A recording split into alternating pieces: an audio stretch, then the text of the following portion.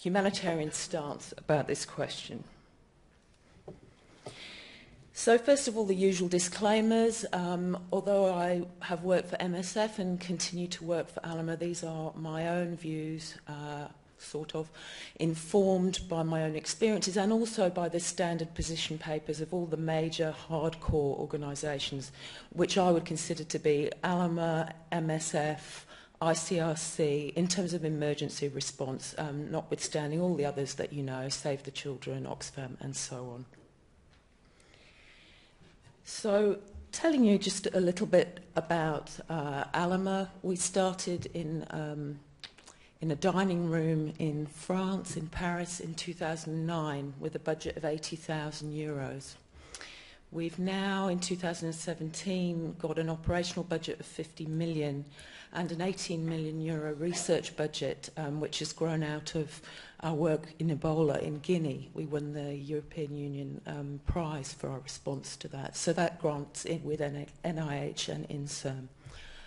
So that's ALMA. What else? Disclaimers. The photos were either taken with consent or they're open source.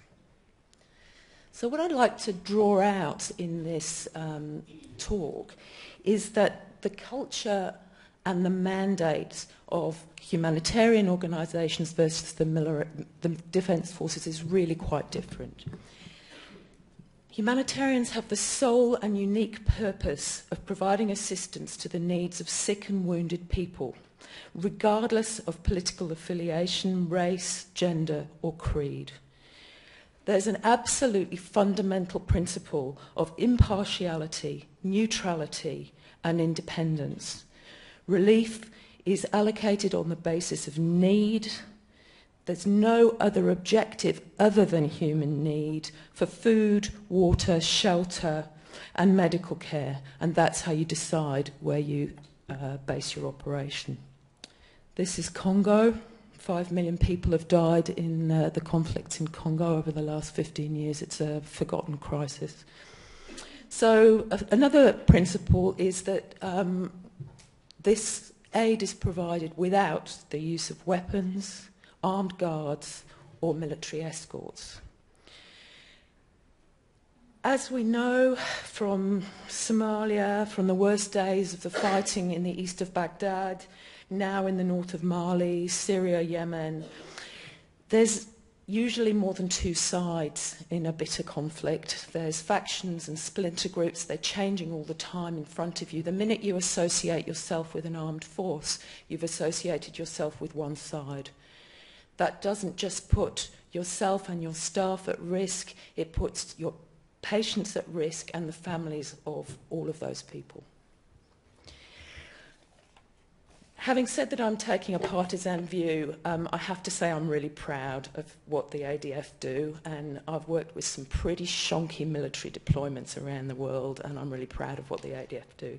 This is Fiji Assist in 2016. I have to tell you, if you saw a group of humanitarians getting on a plane or a ship, it wouldn't look like that. So the ADF has got a proud tradition, and in my biased opinion, it's actually the best. But they do have, of course, a completely different mandate. There are inherent capabilities, as we've heard impeccably already this afternoon, that mean that they can be used for disaster response activities. But the defence forces are organised, trained, and equipped to conduct military operations that defend and protect their national interest against threat. So that's why, of course, I'm not discussing national disasters, because, of course, that's a threat to our nation. You'd expect that we would use such a richly trained and equipped force. Often, in fact, the national defence forces are the first responders, as we've seen in many of the big emergencies in the last 20 years.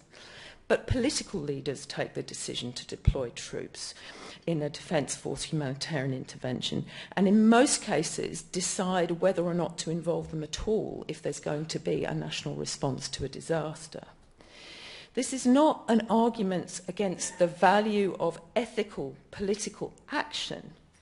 However, there's a very, very fragile line that separates ethics from politics and justice from the military pursuit of good or evil. Just say Donald Trump. So now I'm going to talk about the 5 classical humanitarian emergency situations, but it's like shock. It's usually or often a mixed state. So conflict. Again, I've already explained why by its very nature, if you're going to respond to conflict, and I've done a lot of missions that have involved treating civilian casualties of armed conflict, you really, really don't want to be associated with one of the sides because it's very, very dangerous. And you won't access the entire vulnerable population. And if you're talking about grinding misery in conflict, you want to be able to access the entire vulnerable population. Furthermore, we come back to expertise. The Defence Force, and this is again why Australia is so good, which has a more diverse thing, but the medical service is dedicated to looking after fit young people and getting them back on the battlefield. Even in conflict or the worst humanitarian natural catastrophe, a large amount of your work is emergency obstetrics, as I can testify for all of the caesareans that I've done in the middle of the night, and neonatal care.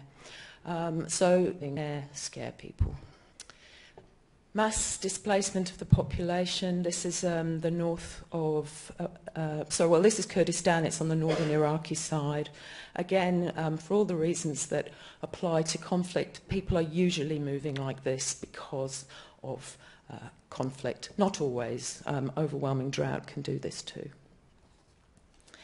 These are the water riots during the beginning of the cholera epidemic in Haiti. Now remember that the UN, the people that you can see there, have now actually accepted responsibility for importing the Vibrio to that island, which had never previously seen cholera.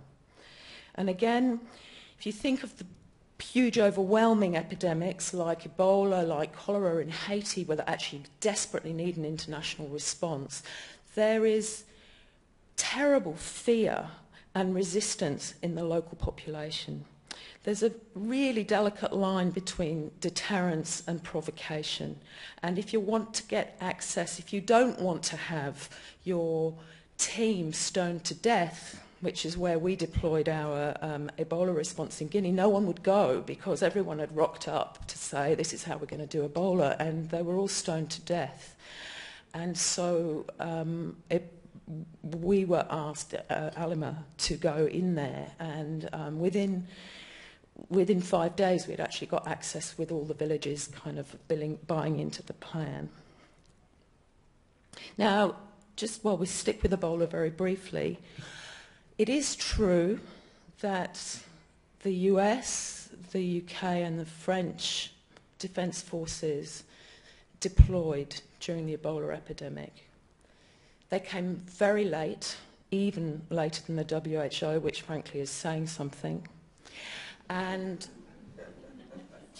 they were based in the capital cities. I was very, very glad that they were in Conakry. We had to evacuate 4 of our staff who had febrile illnesses. Fortunately, none of them had Ebola. And I'd have been mortified if they had, because I was in charge of infection control, amongst other things. But let's not kid ourselves about why they were there. They were there to look after national and international staff with febrile illnesses. They provided superb care, but it was so that we stop evacuating people that might import Ebola to Europe or the USA. The hunger emergencies. Again, this is a really special expertise. Even having spent 10 years in outback Australia looking after desperately, desperately sick Aboriginal children, and being a trained intensivist, it took me a long time to be able to look after kids like this. So that's his grandmother. His mum's died of AIDS. He's HIV positive. He's got severe acute malnutrition with quash as well as marasmus. He's got a mixed form. He's got malaria, and in 2 days' time he's going to have gram-negative sepsis from gut translocation. That requires training. And so now we move on to the natural catastrophes. This is Northwest Frontier Province in Pakistan. I think this is the classical space for international defence force deployment, again, for all the reasons that you've heard about. Thank you. Okay. So just to finish off, we've got logistics and aeroplanes too.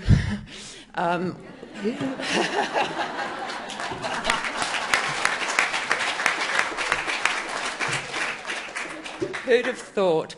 And you dial it up. You know, you've got an earthquake kit and a flood kit and a war kit, and you go by. You know, I've got 1,000 operations for earthquake victims, and the people in Bordeaux or Brussels dial it up, and it gets on the plane and it deploys straight away too. We also keep in Congo and over in Western Africa some stuff ready to go. We've got inflatable tent hospitals too, modular with operating theatres and sterilisation units, ICUs, emergency departments, intraosseous infusion, and, you know, that stuff. Our staff, however, are, as far as we can manage, local. It's very, very rare that you need to import a tsunami of international staff. Usually less than 5%, and the rest of our staff will be local or regional within Africa. There are lots of reasons for that.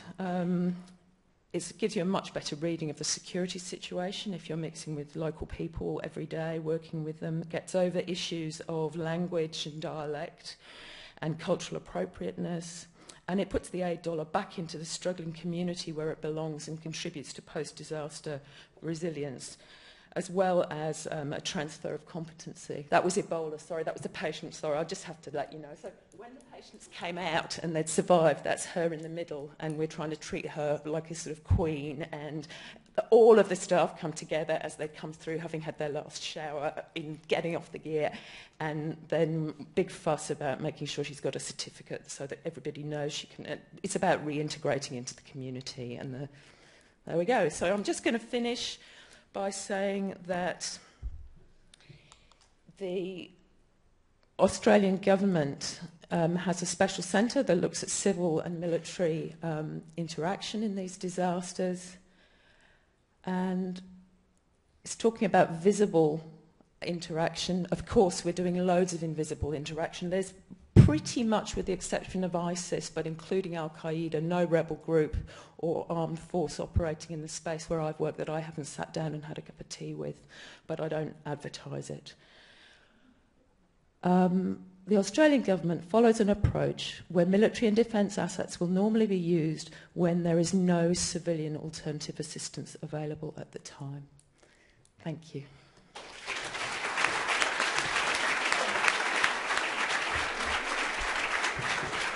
Thank you so much, Nikki. Thank you.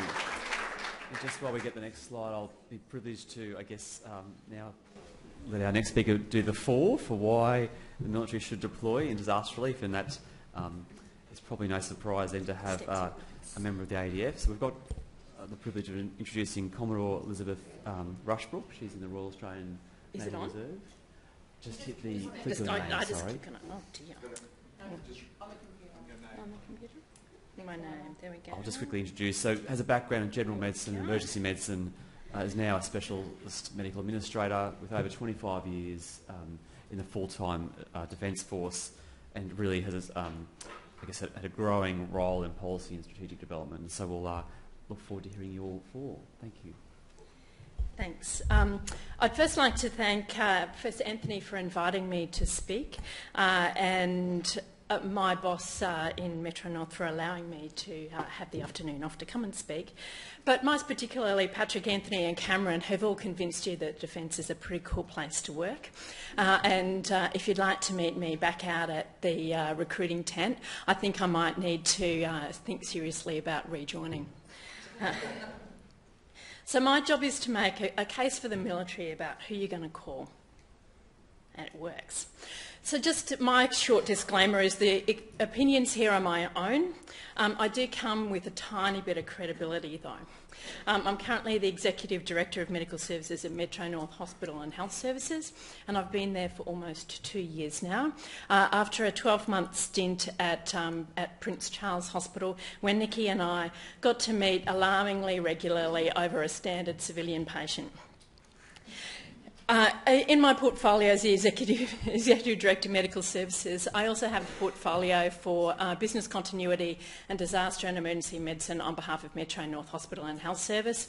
It's a job that I enjoy doing because it uses familiar language and things that I can ease into rather than take on the civil language all the time. I also happen to be Director of Team Rubicon Australia, a kick-ass organisation that employs veterans and civilian medical practitioners and nurses and first responders to provide a first response to things all around the world. We've just had 2 teams deployed out to Houston and we regularly deploy right across the world and within Australia to provide some support and assistance in disasters. And finally, I am a Commodore in the Royal Australian Navy Reserve. I do occasionally dabble in Navy time, and after 25 years in the military, I think I do have a little tiny bit of ability to speak on the subject of deploying military into disaster zones.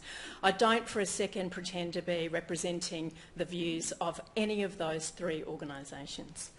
I do have my own opinions. So what is a disaster response and why are we doing that? We need to respond to immediate need to save lives, limit extraordinary suffering or prevent further injury and damage. And I make that point quite clearly because it's not just a health task. It's pretty easy for us as health dudes to think that we're the most important people in the chain. But the truth is there's a lot of other things that are missing on those particular disasters. And you'll recall from Anthony's slide, Banda Aceh, the biggest thing that people mostly needed was food and shelter, more and above than the healthcare that we were there to provide. So what I'm trying to tell you and remind you is that disaster response is a team effort. We can't do this all by ourselves. But there's a time imperative, and so you've got to be prepared and you've got to be ready to go and facing, and you can't ever forget. It's sometimes pretty easy for us to think that we could just get all the kit together, get all of the really good people together and head off into the sunset and save some lives. But the truth is there's some humans right at the end of that, and you've got to really think about what you're going to do and what you're going to do when you arrive and be sure that you're prepared. So there's lots of options if you're going to choose somebody or something to send. The government has a military option available to us, and I'm going to suggest, and I do suggest, that it's a pretty damn good option to have, and it's pretty fine to have it on the shelf. But there's plenty of other government options that you can think about, and the Australian AUSMAT teams and the system of AUSMAT is certainly one to be thinking about if you'd like to provide some kind of assistance. It's a pretty slick organisation that mostly runs or is run by an organisation up in the Northern Territory, and I'm sure Mam will speak about that and tell you a bit more about that later. Or there's contracted medical support. So the government has dabbled from time to time into finding some civilian organisations that are also pretty good at their job and contracting their support to provide care when and if the time is needed. And I would suggest that Team Rubicon Australia might like to get paid for some of their work from time to time. There's also non-government organisations that are available and do go irrespective of what the government decisions are. And as Nikki spoke a little bit earlier, thank goodness for that. Because sometimes the government response that turns up 4 days later may not actually be there in time and may not actually be thinking of the a full spectrum of support that is required in some of those areas and may not be welcome. But there's not-for-profit organisations that we know well and that Nikki spoke about, and there's about I think about 187 that I know of that Nikki didn't speak about, that we don't know so well, but there are plenty of organisations out there doing lots of good things. There are then the global organisations like International Red Cross or Red Crescent, and there's plenty of contractors getting into the game too. It's a quick way to make a buck if nobody else wants to go and the government's got a bit of money. So the types of things that we think about when we look at disasters are all of these things listed. And what I suggest to you is there's a lot of things up here and a lot of things up here that occur frequently around the world. The stuff in black is what the military's good at. The stuff in blue is what the NGOs are particularly good at. And the reason why I've made that distinction in any way, shape or form is the stuff in blue tends to be the boiling frog kind of stuff. The stuff that's going on all over there and you don't even recognise it's a disaster till it's almost too late. The stuff in green is the kind of stuff we do together.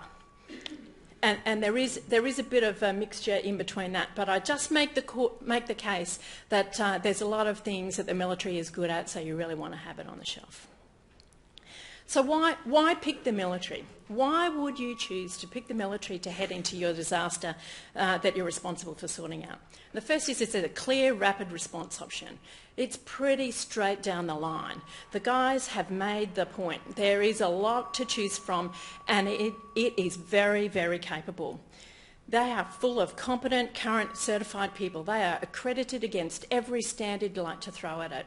So you're pretty certain that it's going to meet the grade when it arrives. It's effective, highly organised, reliable levels of capability that delivers the WHO Foreign Medical Team standards. There's doctrine, there's policies, there's procedures, there's preparedness activities. It is super organised. And I've got to tell you, Metro North is a bit terrified of the fact that I like doctrine, policy, procedures and preparedness activities. They're very self-sufficient in austere environments. You can send them where there is no infrastructure and they can set up and look after themselves without being a burden on the local community. They're coordinated and capable. There's integrated C3, that's command, control and communications. There is facilities, there is intelligence support to let you know and understand what's actually going on around the organisation and where your safety is and where it's not. There's logistics and there's security. We are very experienced at turning up and helping to fix things. And Anthony again listed all of those things quite clearly that were not only national but international. We've been to the Kashmir, been to Pakistan, we've been to Fiji, been to Solomon Islands, been to Japan, been to PMG, and I've been to Bali too. We have boutique capabilities that are not found elsewhere. If you've got an NBC emergency, which was mostly Japan and some of the radiological disasters, that we have expertise that is available, it's off the shelf and ready to go. We have experience in IEDs, we have experience in dirty bombs, and when you're talking about some terrorist activities, these are the types of experiences that you want to tap into fast.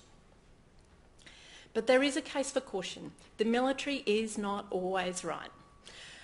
The military can be confronting to communities. There's potential militarisation of a civilian issue that really we've got no business being there.